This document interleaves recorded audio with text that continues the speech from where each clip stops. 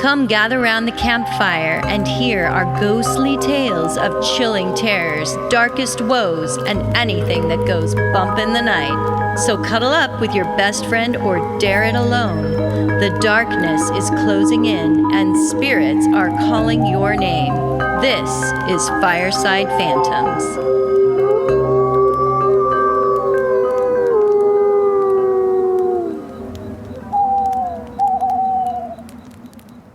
So we are back. The gang is all here. Hey, gang. Josh Hi. is back with us. You're back with us. I'm back with us. Kind of back. We've got spirits with us, I'm sure. Hello, spirits. I am doing haunted lakes. And I've chosen a couple interesting lake stories that I think you guys will all like quite a bit. Lakes are spooky. Lakes can be spooky. As it turns out, there's some creep factor going on in the lakes throughout the United States, and I'm sure lakes throughout the world.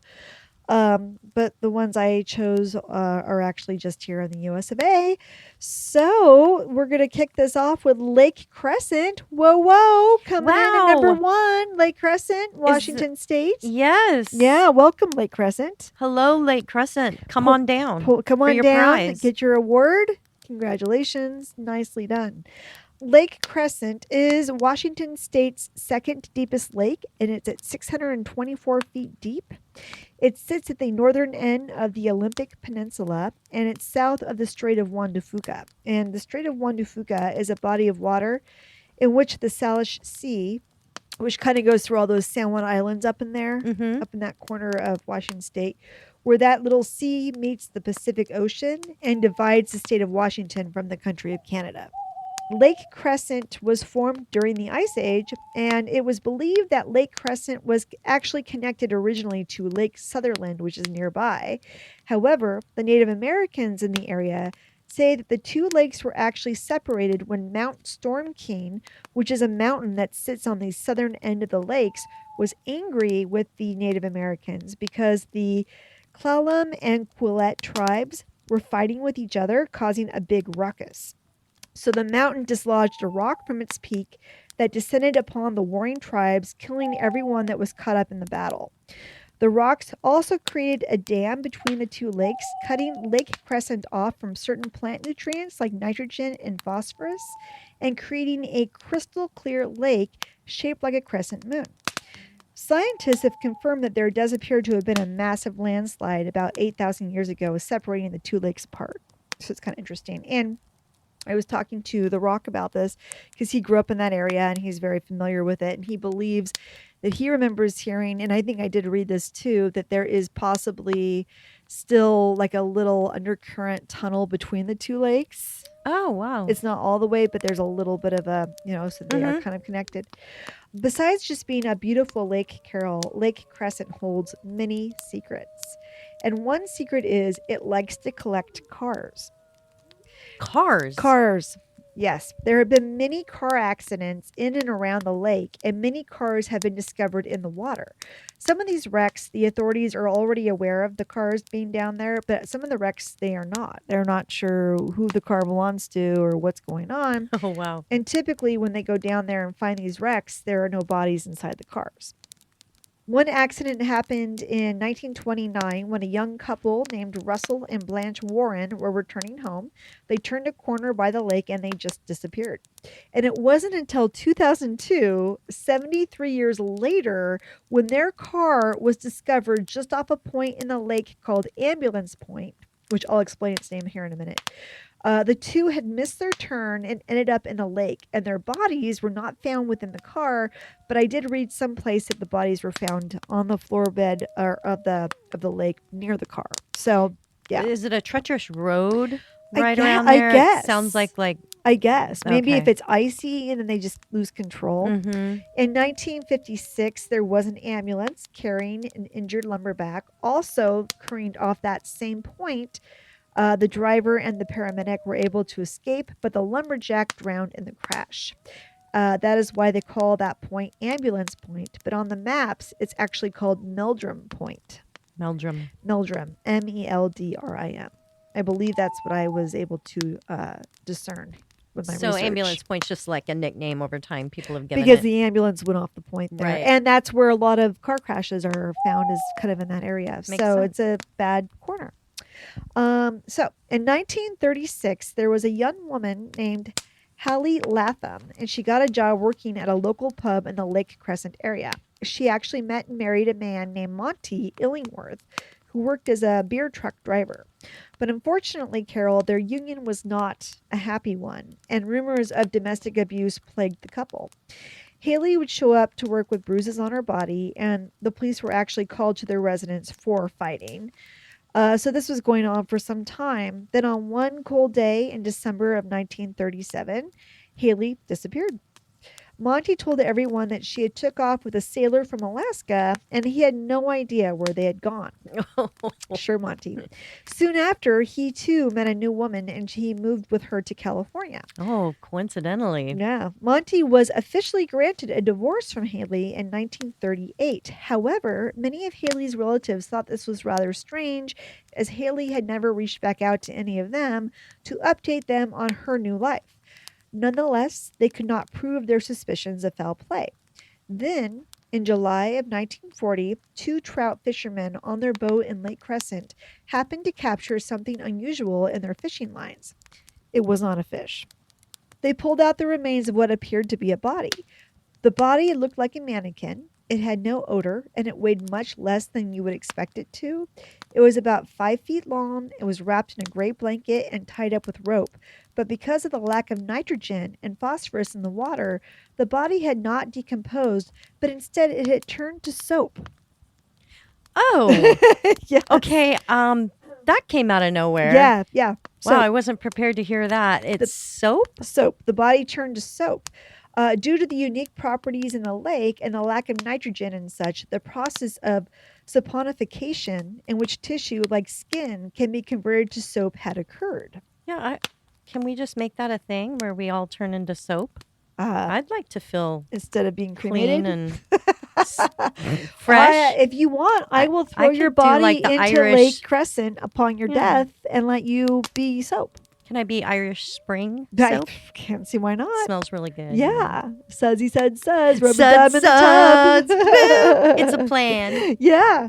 The body was a female, and her face and fingertips had melted away during the saponification process, so they were not sure who she was at first, but her skin had become so gelled. She was incredibly slippery. So much so, she eventually was able to slip through the ropes, weighing her down at the bottom of the lake, and float to the surface of the water. Oh, Talk about badass revenge, right? Yes. She was going to be found. Yes. The lake had also preserved the rings of purple around the girl's neck, showing how she was killed. Since her face and fingertips were gone, they turned to her dental work to identify her. They found a dental plate in her mouth, and after checking around with many local dentists, they were able to make a confirmed identification. The body was that of Haley Illingworth. I also read, too, at one point that they were able to take their hand and just scoop the flesh off of her face because it was so, like, just pudding, essentially. They were just able to scrape it right off. That's really gross, I Holly. just thought you would like to know that visual. In October 1941, Haley's husband, Monty Illingworth, was arrested and taken into custody for the murder of his wife. His trial began the following February. Monty pled not guilty and suggested that the slippery corpse pulled out of the lake was not Haley at all. However, once the dentist was able to explain how her dental plate that was found in the mouth of the corpse could only belong to Haley Illingworth, the jury was heavily swayed. Mm-hmm. They also found that the rope used to tie her up matched the fibers of a rope that Monty had in his possession. This was enough to convict Monty Illingworth of the murder of his wife. He was found guilty of second-degree murder and given a life sentence. However, he only served 9 years and was paroled after that. Since the death of Haley Illingworth, many people have reported seeing a woman dressed in a long coat, sopping wet, and standing by the shoreline to the lake. When people approach her and call out, "Do you need help?" she starts screaming. No one is ever able to get very close to her before she disappears. There's also a pitch-black railroad tunnel near the lake, and people who walk through it say they hear a woman crying behind them, or they may see her outline shivering, wet, and shaking. in the tunnel. So, do they think it's this spirit of Yes. the woman that was murdered? That's the other- that's the assumption. Spirits. Okay. Yeah, that's the assumption that it's That's Haley. sad. Yeah. So in addition to the mystery of Haley Illingworth, serial killer Israel Keys admitted to officers that he had dumped a body in Lake Crescent and weighed it down with an anchor. As far as I know, that body was never recovered. Israel Keys, of course, is a notorious serial killer who had at least 11 or more victims. He had murdered a barista in Alaska and then sewed her eyes open, took a photo of her next to a current newspaper, and demanded a ransom. That's how fucked up he was. He was eventually caught in Texas and then sent to Alaska to answer for her murder, but wound up committing suicide in jail while awaiting trial. A pathologist in Tacoma believes that Lake Crescent has many more bodies in its grasp and that those bodies have most likely turned to soap. He believes that anywhere from 50 to 100 bodies are down there, probably from old car wrecks or maybe even killers. Another Quillette native said that her grandfather taught her that the mists that you see hanging over the lake are the remains of spirits of people who have died. Their good parts have moved on, but their anger still resides at the lake in the form of the mist. They say sometimes they can see the spirits of the people who have died there. So that is Lake Crescent up in Washington State. Yeah, I've never seen that lake. Have you? I have not, but they do have a haunted hike you can take around the lake and see various points, and I thought that'd be kind of fun to do that. Yeah, That would. that would be.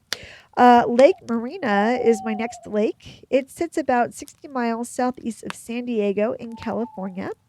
It was a man-made lake built as part of a reservoir system in 1912 that reserved water for the residents of the city. However, when initially built, it did not fill due to drought, so the city of San Diego hired a man named Charles Hatfield to help. Charles Hatfield claimed he could make the reservoir fill by making it rain. He also said he would not be paid unless he was successful, so with nothing to lose, the city let Charles Hatfield go to work. He headed to the woods where he built a 20-foot tower close to the reservoir. He then put his rain-making chemical concoction into pans atop the tower and waited for the rain to blow in. And boy, did it ever. Only 10 nights after his experiment began, it started to rain. The rain started out as a sprinkle on New Year's Day, but over the next few weeks, it rained harder and harder. The San Diego River swelled up and overflowed. Landslides plagued the area. Oh, wow. Floods took out homes, roads, telephone lines, etc. That's some spell. I know. What was his chemical concoction? He took it to the grave. Oh. Yeah. Well, that's not cool. I know. After a brief break in the rain, Hatfield told the city of San Diego, "You ain't seen nothing yet." He told them more rain was coming. Oh. The rains came back and became so hazardous that the lower Otay Reservoir collapsed and a 40-foot wall of water swooped down all the way to the coastline, taking with it at least a dozen people. And by the time Hatfield was done, almost 30 inches of rain had fallen in San Diego County within the month of January of 1916. This month happens to be the wettest month ever recorded in the history of that county. At least 50 people died during the flood. This, per Hatfield's promise, is how Lake Morena was able to fill her banks. That's an amazing story. Isn't that crazy? It doesn't even sound true, but it is, huh? Yeah. Oh, yeah. There's links to the articles that talk about it. Wow. Yeah. So it is believed the spirits of those who were killed in the floods still haunt the lake. Cold spots, orbs, apparitions, and the like have been spotted at Lake Morena. There's a staple ghost, the woman in white, has also been seen at the lake, crying or laughing in the woods nearby. There's also another kind of creepy ghost story around this lake. There was a girl named Millie who was the daughter of a very abusive woman.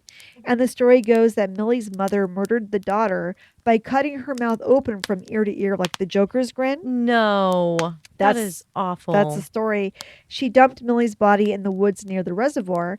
People claim to have seen Millie. She has bright blonde hair and a blood-splattered dress with her extra long and terrifying smile.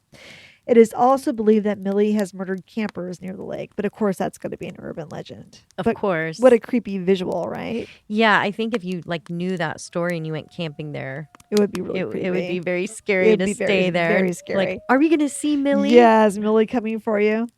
And then finally, my last haunted lake, and I hope I don't butcher the name here, but it's Lake Ronkonkoma. Yes, that's correct. Lake Ronkonkoma. And for those of you who aren't sure I'm saying that right, it's Ronkonkoma, is a lake in Long Island, New York, and it is said to be very haunted. The story goes that a Native American girl who lived with her tribe close to the lake fell in love with a European settler. Her father would not allow them to be together, so the two lovers courted secretly for years. But finally, the young girl could take it no more. She rowed a canoe to the middle of the lake where she stabbed herself to death. Oh, wow. The canoe eventually floated to the other side of the lake where her lover lived. He found her body, and in dismay, he killed himself. It is said that the girl still haunts the lake, and every year she takes the life of one male in a quest to find her lost love. There had been over 160 drownings in the lake, with only 3 victims being women. Whoa. Isn't that weird? Now, that is one piece of research that said that. Now, other pieces of research have said that's not true, but let's go with that for the sake of the story Because it it's sounds really very cool. cool. Yeah. A man named David Ignery said when he was swimming in the lake years before, he got to the side of the lake the girl supposedly lives in, the Native American girl. He said he was picked up and thrown back in the water, making him a believer in the legend. So there was some little area that he said that's where, and he said as he was swimming through it, he started realizing that he wasn't moving forward. He was just swimming in place. And all of a sudden he felt himself get picked up and thrown back in the lake. That is so strange. Yeah. And it is also believed that there are many bodies of people who have died in the lake that have not been recovered and still lay in its depths. Another good reason to avoid swimming there. Yeah, I don't like swimming in lakes just for that. Like, you can't see the bottom. You don't know what's down there. It's Ew. very creepy. So anyway, Exactly. those are some haunted lakes for you guys to go camping by next summer and then report back what you experience.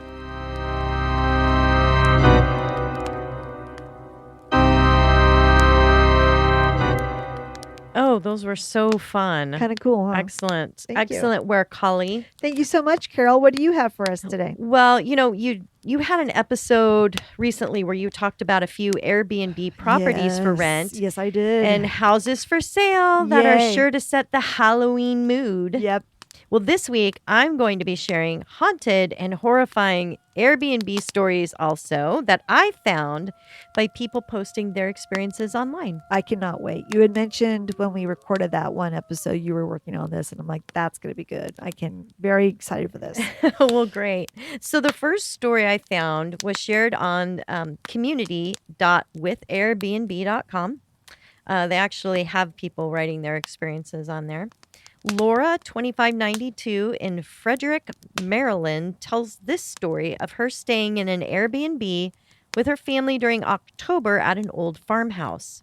Cool. She described it being situated on a secluded road, and during this time of year with early darkness, when they arrived at 9 p.m., they could see lights left on by the host inside.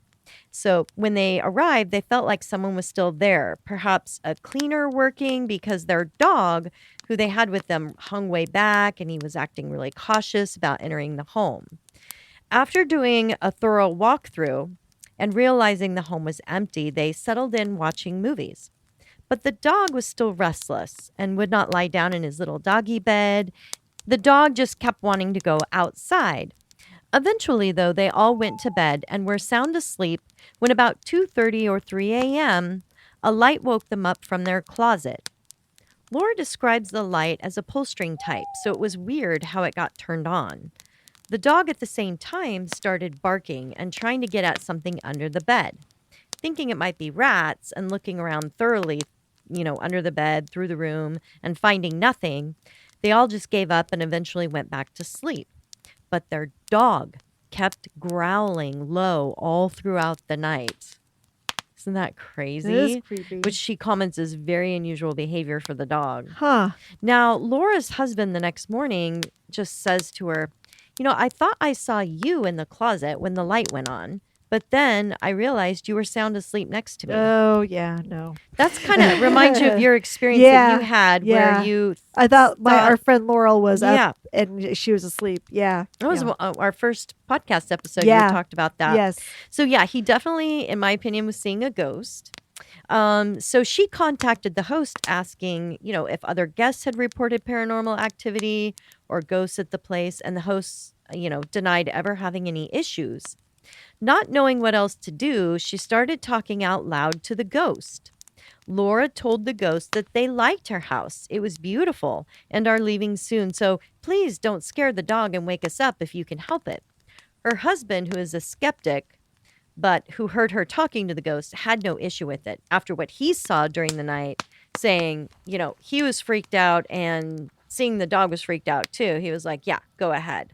So after the conversation, they could all tell that the energy was still there in the house with them, but it wasn't menacing or scary. And their dog's behavior went back to normal. So all was well for the rest of their stay. Sometimes that's all you have to do is, I guess. Talk to them and let them know. Yeah. Hey, we love your house. Your house is great. After Please all, leave us they are the alone. true host, right? That's right. Yeah. That's right. So my next story is from Gosha5 in Barrington, Illinois, who also posted on this community, Airbnb.com, her experience staying in a very haunted Airbnb, this time in Cannes, France. She booked a long weekend mini vacation with her family, and she said it was really hard to find suitable accommodations without a steep price tag. So they just decided to rent this creepy looking villa, which was slightly cheaper, very old, and way too big for them. She describes walking in and immediately noticing a presence of not one, but many entities in the home. I guess she can really sense things. Uh-huh. She also describes the house having a very foul odor. Her immediate impression was the spirits there were not welcoming, and upon exploring the place, they found an urn with someone's ashes pushed all the way back on the top shelf in one of the bedroom closets. Okay, I'm sorry. If someone's ashes are hanging out in my rental, I'd be calling so fast and saying, I think this place is already taken. Wait. Did she open the urn to make sure there were ashes inside? I'm sure there were ashes That's inside. the first That is thing I would've so done. freaky. You would have opened Oh, it? heck yeah. What's in here? But some of them are like sealed, like Well, you'd have to break the seal and then you're really unleashing the ghost. is it ashes or is it drugs? That's what I want. Because, if you're getting, the cops come to your house and they're like, we got to look for drugs.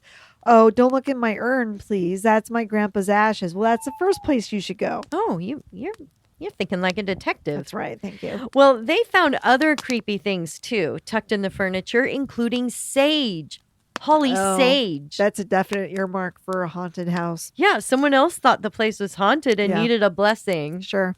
So the place was completely still, almost too quiet, and she describes the walls having this spongy feeling, Ew. covered in old fabric wallpaper, as if it came off of a 200-year-old lady's dress. Ew. I know. She said the whole family felt strange, and they noticed all the windows had iron bars across them. What kind of review did she leave? Yeah, that would be interesting to know. During the night, the house started waking up and making noises, and even though she tried to keep her eyes open, every time, right as they were closing, she felt a gentle depression on the bed near her long hair. Like someone's got their hand next to her head. Sitting there or something. Ew. The next day, in the light of the sun, she said they were all feeling brave. When at noon, a dining room door slammed open, which led to the pool area outside. Her 14-year-old daughter said, well, it could have been the wind. But knowing it was the ghost, she called out, what do you want here? We are here now, inviting the ghost to communicate. Coincidentally, another huge bang was heard right next to them. And knowing now that the ghost was answering, she continued speaking to it. Please, we're here just for 2 nights. It is your place. Please let us stay. The family decided to spend as much time outside as possible, so they gathered by the pool until the way late hours of the night before retiring. Yeah. Hey, I would be by the pool anyway. Yeah. All the power in the house was on, but for some reason, the next day after checking out, they couldn't get the electric gate to work. Ooh, so the ghost wants you to stay now. Oh, yeah. They saw the missus in her bathing suit. They were like, huh. You know what? I changed my mind. Yeah. I haven't seen this kind of vision for a while. You guys can stay In heaven, forever. I obviously missed the light, so Yeah. Well, maybe the ghost appreciated the fact that the lady was talking to her I'm sure. and was like, yeah, I don't want Finally you to leave. acknowledging that she's there. Yeah, she's probably just like, yeah, somebody get me out of this house and like give me a proper place, like on somebody's mantle. Go towards the light. Yes. Towards the light. Yeah, maybe she's like, I always wanted my ashes spread over the ocean. I don't know why I'm here. The property manager spoke with them on the phone, though, for an hour and still unable to turn the gate's power back on or find a way to open it. Eventually, she said her husband just took out some parts manually under the gate, and then they were able to force it open enough for them to leave. Can you imagine, like, having to go to that resort to get out of your Airbnb place? And as they drove away, they looked back and there was a woman standing in the window. Well, she said it was just this incomparable feel, and she's still trying to wash away the smell of the place from her clothes. So, Oh, weird. yeah. Okay. Now, Reddit.com also is filled with many horror stories. Uh-huh. One story was sent in by Hogwarts_Bori about a year ago, and I love that name. You know how like bachelorette party vacations are now a thing among women getting married these days? Well, one bride booked a rustic cabin in Lake Luzerne, New York to celebrate with 6 of her girlfriends a bachelorette party. Oh, cool. Yeah. The first night they were all gathered around barbecuing dinner with 4 girls sitting around a table and 2 right outside the kitchen door. The cabin was described as having a small kitchen that had a table right by the kitchen counter and sink. They weren't drunk yet, only each just having one shot that a friend who was a bartender made utilizing a cocktail shaker. Okay. She describes remembering that the top of the shaker was left right by the cocktail shaker on the counter. Suddenly, the shaker top flies across the room, sailing about 5 feet in the distance, and they all saw it. At first, her brain, in order to make it logical, thinks her friend standing outside the door threw it. But she knew that the shaker top was on the counter, nowhere near her friend. I think it was Jessica. I think she's pissed because she's having an affair with the groom. And she's just like, no, I don't want this wedding to happen. I'm going to throw it at the bride. Some passive aggressiveness That's right. coming around. Yeah. Everyone there appeared really shaken up about what happened and started Shaken up because of the salt shaker? No, get it? Did you like how I wrote that? Yes. I'm glad you jumped on that one. Yeah. And they all started asking questions about what they just saw. And then realizing it was probably a ghost, all ran outside screaming. Sounds like a bunch of girls, doesn't it? It does. I would do the same thing. They could not explain it, and there was no gusts of air from anywhere, and it didn't just slide off, but was actually thrown. It just seemed like somebody threw it. Uh-huh. They tried to ignore it and have a good time, and for the rest of the trip, there didn't seem to be much else that she herself witnessed. However, 2 of her friends later claimed that they heard low, deep voices coming from the TV, which interrupted their Netflix show. Oh. Yes, after returning from her trip, she tried to read the reviews to see of other haunted experiences, but of course she herself didn't leave one regarding the cabin. Most people are reluctant to leave a review like that because people, when you're doing a lot of haunted reviews, think you're just trying to get a free stay out of it. Yeah. If you are curious to book the place and see for yourself, it is called Cabin in the Woods in Lake Luzerne, New York. Airbnb should do a haunted portion for people that are interested in ghost hunting. Mm-hmm, they really should. So if you're a homeowner that you know your place is haunted, you could put it on haunted Airbnb. But I bet you that would be popular. I bet people would go book places knowing full well you have to sign a disclaimer saying that, oh gosh, if I get possessed or the ghost tries to kill me, I'm not going to come after the homeowners. But then they can go try out these different buildings or cabins or wherever it is and see what they experience. I think that sounds like a fabulous idea. I think so too. I would love that. Airbnb, call me. I'll Yeah, tell you how call we're going Holly. to do this. Yeah, it's going to be great. And so this next haunted Airbnb has ghost hunters raving about all the paranormal activity they pick up on their equipment and voice recorders. Many visitors experience paranormal events at the Charles Beck House. a beautiful Victorian home dating back to 1885. The home is located in the town of Penetang in Ontario, Canada.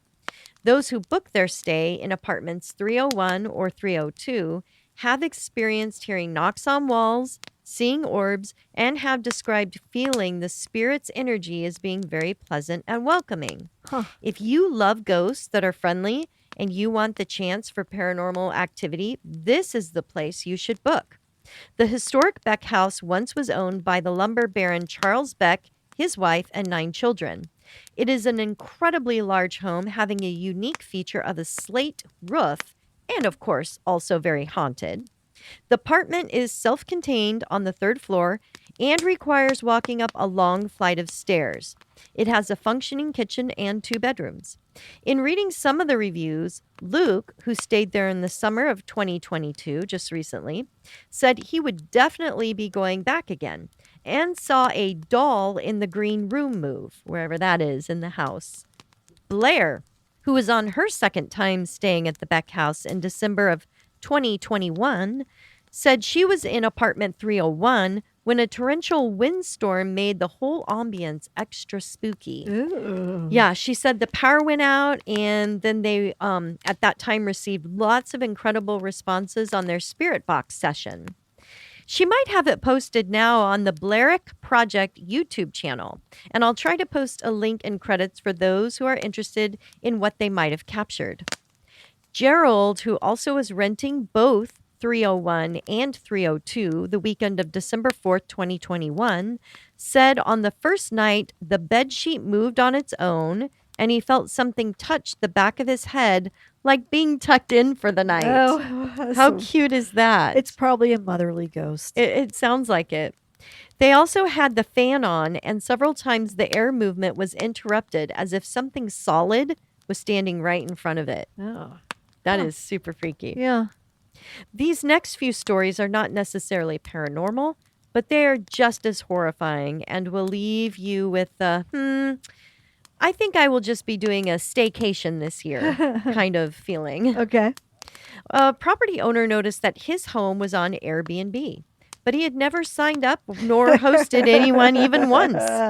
That's great. Yeah, this was a regular run-of-the-mill homeowner who saw his primary residence listed on Airbnb by someone else. Imagine coming home to find guests waiting for you with suitcases in tow Oh my gosh. for an Airbnb you never were aware of. A definite nightmare.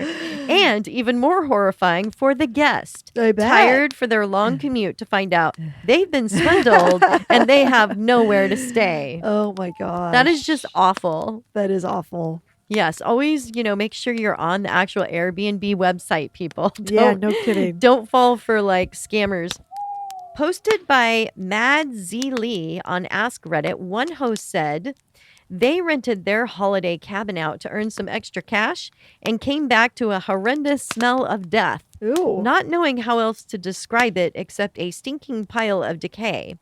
They found 6 dead deer dragged underneath their house and propped up, all to look demonic. What?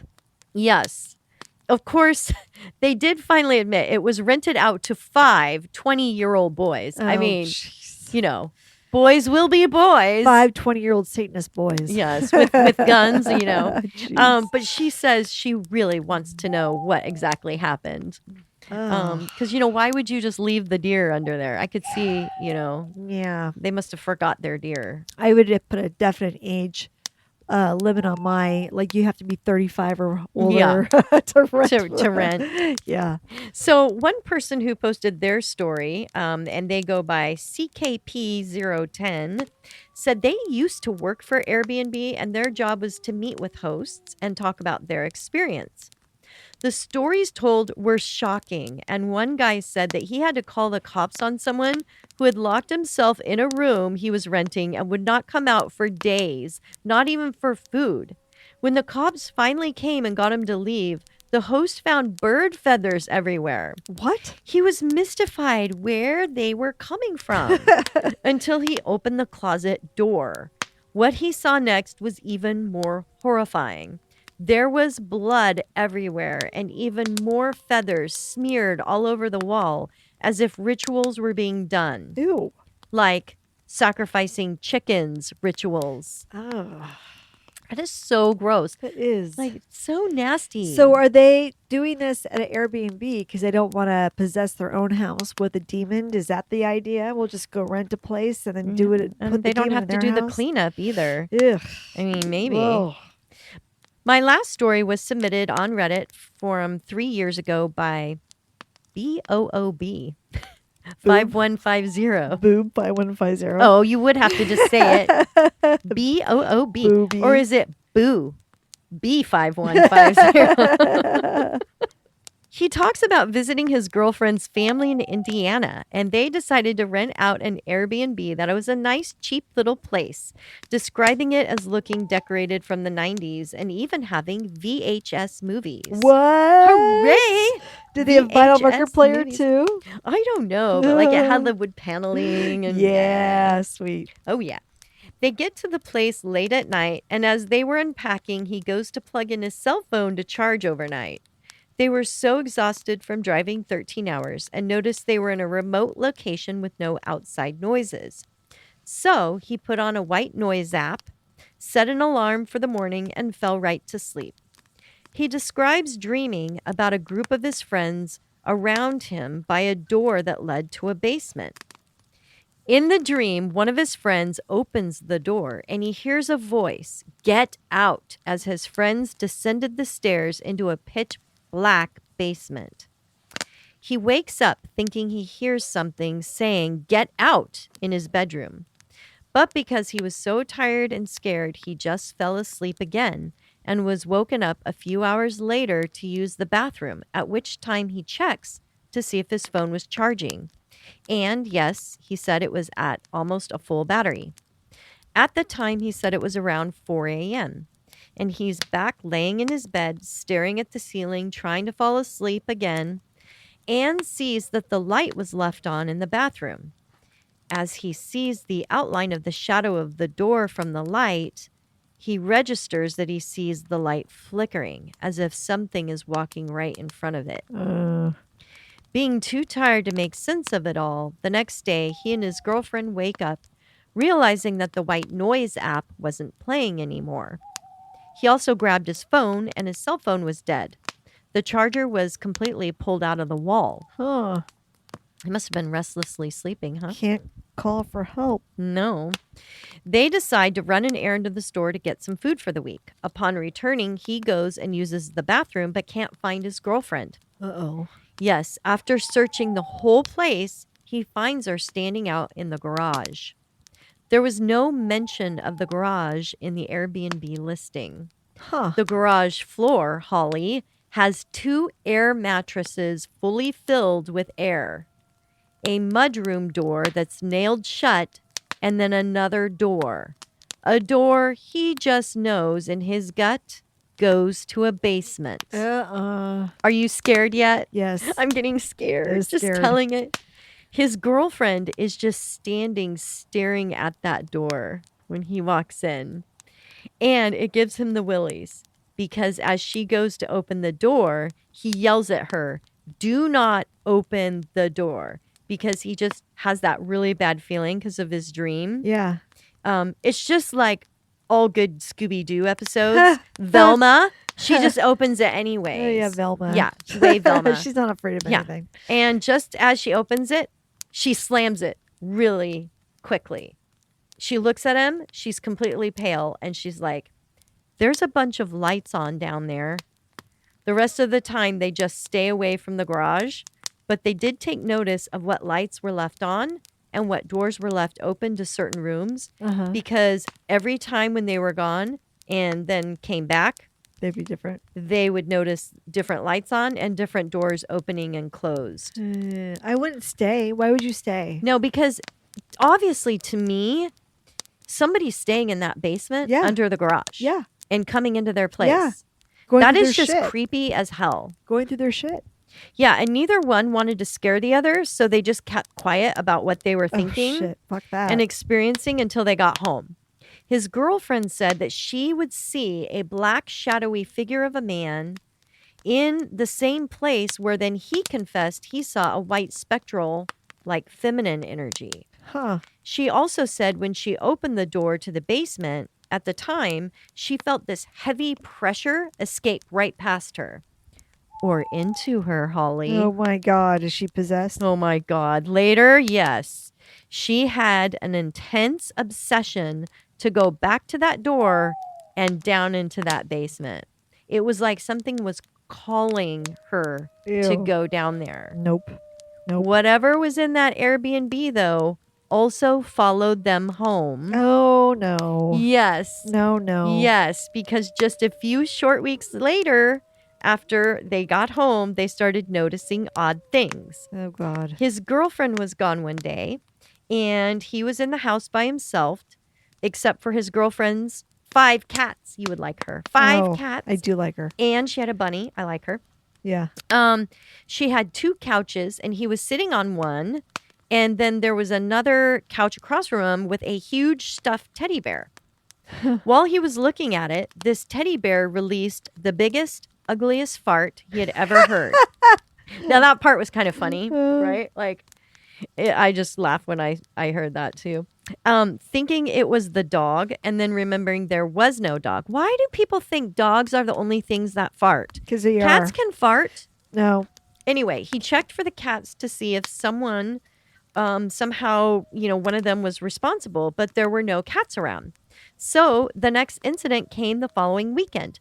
They had gone out to pick up a pizza for carryout at a place nearby, and when they pull in her driveway and get out, he hears a distinct voice saying his name. His girlfriend's home is described as being near the woods, and it is the kind of woods you would imagine in a horror story. Uh-huh. So he said it was really an obvious woman's voice, and he asked his girlfriend if she heard the voice, but she didn't hear it. Yeah, because she's possessed. Yeah. Hello. Because it's probably her voice. She's throwing it. Yeah, and I he don't- thinks it's somebody else. No, I don't know. I'm just joking. I really don't know if she is. I hope not. There were other paranormal things happening too in the house, like cabinet doors opening on its own and lights turning on and off. Weird energy, they said, would stalk them at night, watching them while they slept. Ugh. You can read more about their experiences. It goes on in the feed at the link provided in the credits. Oh, good. And that is some haunted Airbnb stories for you So for they're just- Halloween. They're continuing to be haunted by this thing, or did they ever get any resolution? No, they're continuing to be haunted. Oh, God. Ugh. Well, that is something to consider. If you go rent an Airbnb or a VRBO, you just never know whose energy field you're walking into or what has happened in that building before. So Yeah. you really have to take that into consideration. I suppose you could do the same thing in a hotel. But Right. Yeah. And just keep in mind too, people aren't really going to leave bad reviews. A lot of them don't because they don't want Well, lot a of bad people- review back either. Well, yeah, and a lot of people also don't believe in ghosts, and so if weird Right, things they are don't. happening to them, they're like, I don't know what that is. Whatever. Yeah, or they're just not sensitive to it like Right. other people are. Yeah. But yeah. Well, those were good stories. Oh, thank you Thank so you. much. It Thank was you. really fun researching it. Yeah, I bet. Make sure you get your Halloween costumes picked out early this year because they're going to sell out. So come on, get it done. Get it done. All right. Good night, guys. Good night.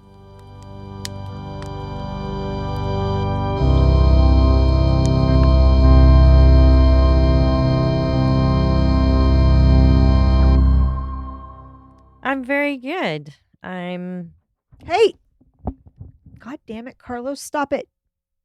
The canoe eventually floated to the other side of the lake. Blah, blah, blah, blah, blah.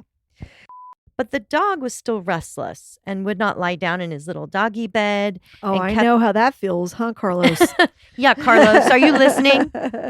This girl's bachelorette okay, I gotta say that again. And one bride to be booked. Oh, why did I say one bride to be booked? I don't know. Sometimes I amaze me. Going to the chapel And I'm getting booked. Gonna get booked. As the flames die down, do remain undaunted. Though all hitchhikers are ghosts, And all dolls are definitely haunted.